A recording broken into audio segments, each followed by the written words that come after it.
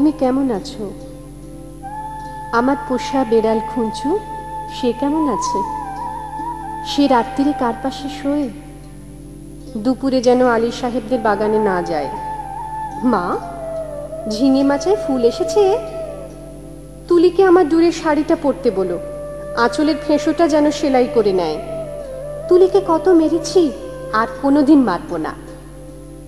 আমি ভালো আছি, আমার জন্য চিন্তা করো না।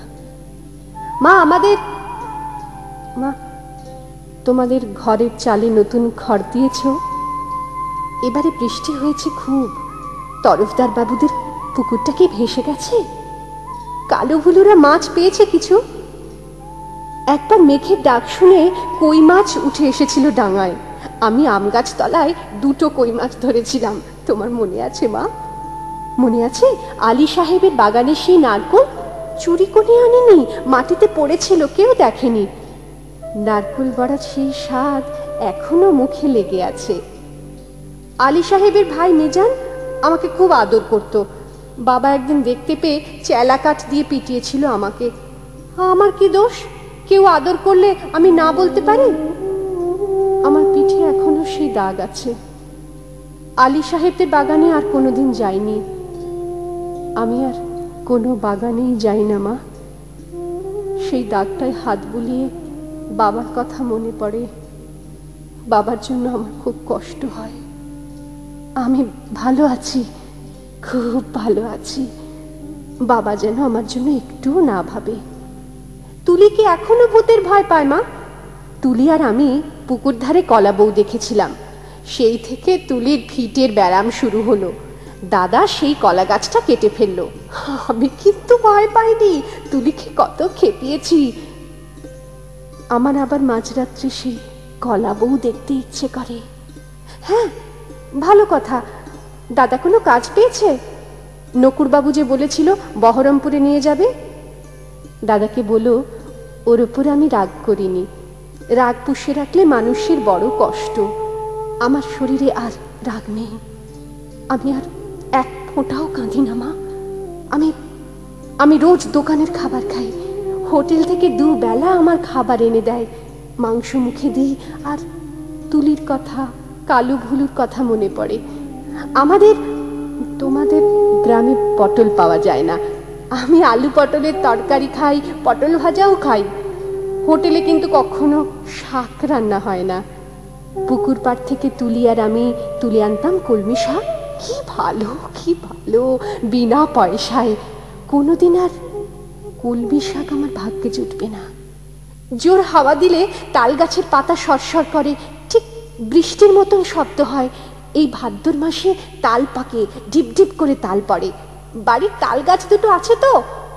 কালু তালের বড়া বড় ভালোবাসে। একদিন বানিয়ে দিও।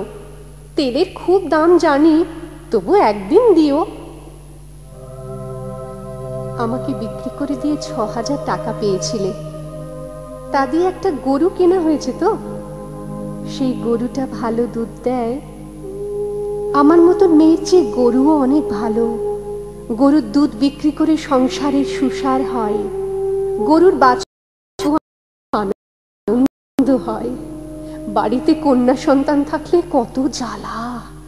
2 বেলা ভাত দাও রে, শাড়ি দাও রে, বিয়ের জোগাড় করো রে, হাবলু মিজান শ্রীধরদের থাবা থেকে মেয়েকে বাঁচাও রে। আমি কি বুঝি না? সব বুঝি, সব বুঝি। কেন আমায় বিক্রি করে দিলে? তাও তো বুঝি। সেই জন্যই তো আমার কোনো রাগ নেই, অভিমান নেই। আমি তো ভালোই আছি, খেয়ে পড়ে আছি। তোমরা ওই টাকায় বাড়িঘর সারিয়ে নিও ঠিকঠাক। কালো ভুলুকে স্কুলে পাঠিও। তুলিকে ব্রজিন ডাক্তারের ওষুধ খাইও। তুমি একটা শাড়ি কিনো। বাবার জন্য একটা ধুতি। দাদার একটা ঘড়ির শখ, তা কি ও টাকায় কুলোবে? আমি কিছু টাকা জমিয়েছি, সোনার দুল গড়িয়েছি। একদিন কি হলো জানো মা? আকাশে খুব মেঘ জমেছিল। দিনের বেলা ঘুরঘুরটি অন্ধকার। মনটা হঠাৎ কেমন কেমন করে উঠল। দুপুরবেলা চুপি চুপি বেরিয়ে ট্রেনে চেপে বসলাম। স্টেশনে নেমে দেখি একটা মাত্র সাইকেল রিক্সা। খুব ইচ্ছে হলো একবার তোমাদের দেখে আসি। রথতলার মোড়ে আসতেই কারা যেন চেঁচিয়ে উঠল, কে যায়, কে যায়? দেখি যে হাবলু শ্রীধরদের সঙ্গে তাস খেলছে দাদা। আমাকে বলল, হারামজাদি, কেন ফিরে এসেছিস? আমি ভয় পেয়ে বললাম, ফিরে আসিনি গো, থাকতেও আসিনি, একবার শুধু দেখতে এসেছি। হাবলু বলল, এটা একটা বেবুসে মাগি। কি করেছে অন্য বলো তো? তাকে আমার গায়ে লেখা আছে। আর একটা ছেলে, চিনি না, বলল, ছি ছি ছি, গায়ের বদনাম। হাবলু রিক্সাওয়ালাকে চোখ রাঙিয়ে বলল, ফিরে যা। আমি বললাম, দাদা দাদা, আমি মায়ের জন্য কটা টাকা এনেছি আর তুলির জন্য। দাদা টেনে এক চড় কষালো আমার গালে। আমাকে বিক্রির টাকা হকের টাকা, আর আমার রোজগারের টাকা নোংরা টাকা। দাদা সে পাপের টাকা ছোঁবে না, ছিনিয়ে নিল শ্রীধর। আমাকেও দূর দূর করে তাড়িয়ে দিল। আমি তবু দাদার উপর রাগ করিনি। দাদা তো ঠিকই করেছে। আমি তো আর দাদার বোন নই, তোমার মেয়ে নই, তুলির দিদি নই। আমার টাকা নিলে তোমাদের সংসারের অকল্যাণ হবে না। না, আমি চাই তোমরা সবাই ভালো থাকো, গরুটা ভালো থাকুক, তাল গাছ দুটো ভালো থাকুক, পুকুরে মাছ হোক, খেতে ধান হোক, ঝিঙে মাচায় ফুল ফুটুক। আর কোনোদিন ওই গ্রাম অপবিত্র করতে যাব না।